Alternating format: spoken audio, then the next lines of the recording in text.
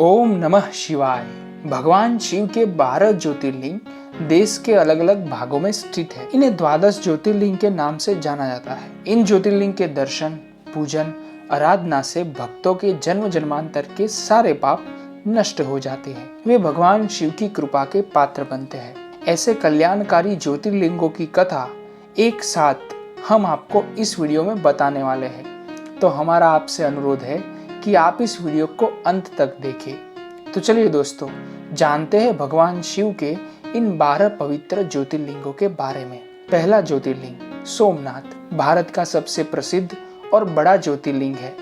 गुजरात में स्थित सोमनाथ भक्तों की श्रद्धा का केंद्र है। शिव पुराण की कथा के अनुसार दक्ष प्रजापति के श्राप के कारण चंद्रमा का क्षय होता जा रहा था। चंद्रमा ने अपनी रक्षा के लिए भगवान शिव की पूजा की। इससे प्रसन्न होकर गुजरात के समुद्र तट पर सोमेश्वर सोमनाथ ज्योतिर्लिंग के रूप में भगवान शिव प्रकट हुए।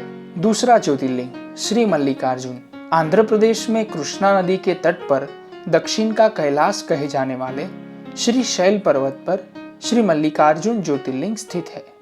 महाभारत, शिव पुराण और पद्म पुराण आदि धर्म ग्रंथों में इसकी महिमा का विस्तार से वर्णन किया गया है। पुराणों में इस ज्योतिर्लिंग की कथा इस प्रकार से वर्णन है कि ब्रह्मांड की परिक्रमा में गणेश जी को विजयी बनाए जाने के बाद कुमार कार्तिकेय रूठकर दक्षिण में कौंच पर्वत पर आकर रहने लगे। यहाँ कुमार कार्तिकेय को मनाने के लिए शिव पार्वती पधारे और इसके प्रतीक रूप में जो ज्योतिर्लिंग प्रकट हुआ वो मल्लिकार्जुन ज्योतिर्लिंग कहलाया। तीसरा ज्योतिर्लिंग महाकालेश्वर ज्योतिर्लिंग मध्य प्रदेश के उज्जैन नगरी में कालों के काल रूप में महाकालेश्वर ज्योतिर्लिंग स्थित है। मान्यता है कि इनके दर्शन मात्र से सपने में भी डर नहीं सताता है।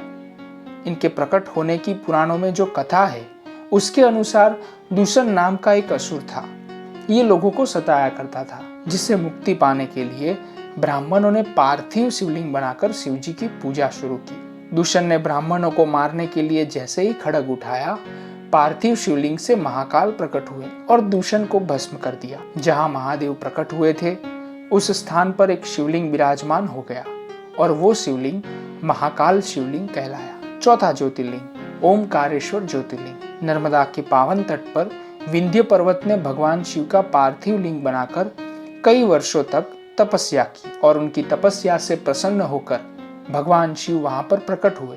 इस समय ऋषियों ने शिव से प्रार्थना की कि हे शिव, जगत कल्याण के लिए आप सदा यहाँ विराजमान रहे। ऋषियों की विनम्र भक्ति से प्रसन्न होकर शिव का ज्योतिर्लिंग प्रकट हुआ जो ओमकारेश्वर ज्योतिर्लिंग कहलाया। पांचवा ज्योतिर्लिंग वैद्यनाथ रावण ने भगवान शिव से लंका में निवास करने की इच्छा प्रकट की। रावण को संतुष्ट करने के लिए भगवान शिव ने एक ज्योतिर्लिंग दिया।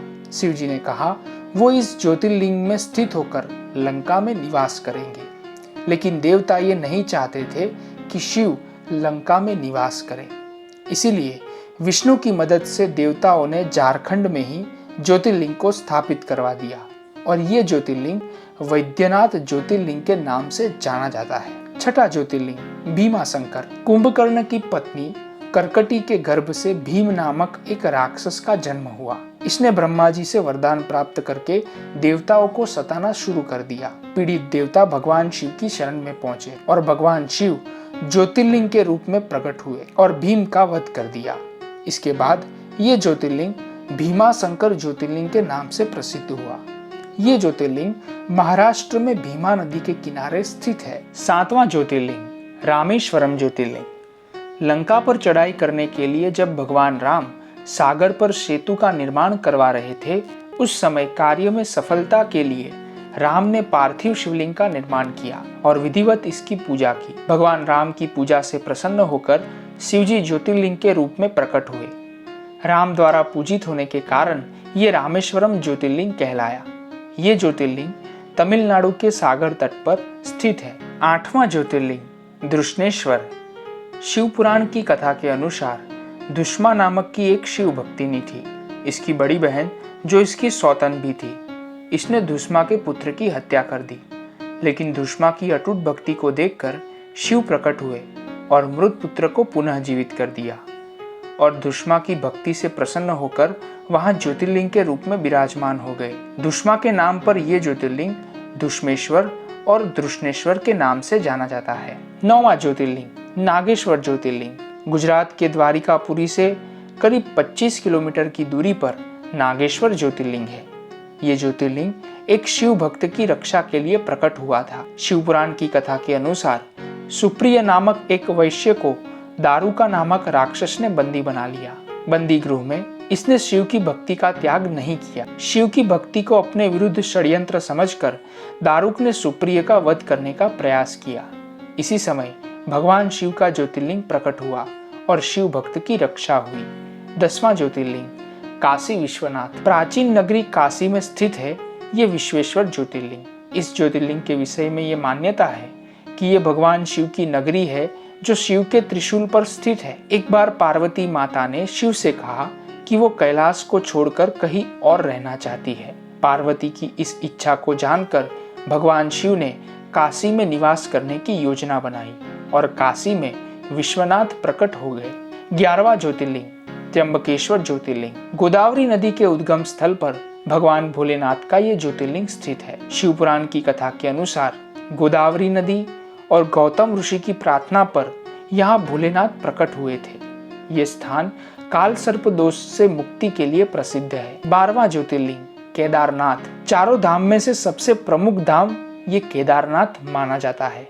उस पवित्र धाम में स्थापना हुई थी केदारनाथ ज्योतिर्लिंग की। भगवान शिव केदारनाथ में सदैव निवास करते हैं और जो भी वहां जाता है उसकी सभी मनोकामना पूरी होती है। पुराणों में वर्णित कथा के अनुसार सतयुग में भगवान विष्णु ने नर और नारायण के रूप में अवतार ली। अलकनंदा नदी के दोनों किनारों पर मौजूद नर और नारायण ने भगवान शिव की घोर तपस्या की। इनकी तपस्या से प्रसन्न होकर भगवान शिव प्रकट हुए। विष्णु के अवतार होने के कारण इन्हें किसी सांसारिक फल की चाहत नहीं थी। इसलिए जब भगवान शिव ने कहा कि वर मांगो, तब नर और नारायण ने कहा कि आप इस क्षेत्र में निवास करें। जो भी भक्त यहाँ आए उसे जीवन मरण के चक्र से मुक्ति प्रदान करें। नर और नारायण की प्रार्थना पर भगवान शिव ने कहा कि यहाँ एक ज्योतिर्लिंग प्रकट होगा जो साक्षात शिव रूप होगा। इसके दर्शन करने से शिव दर्शन करने का पुण्य प्राप्त होगा।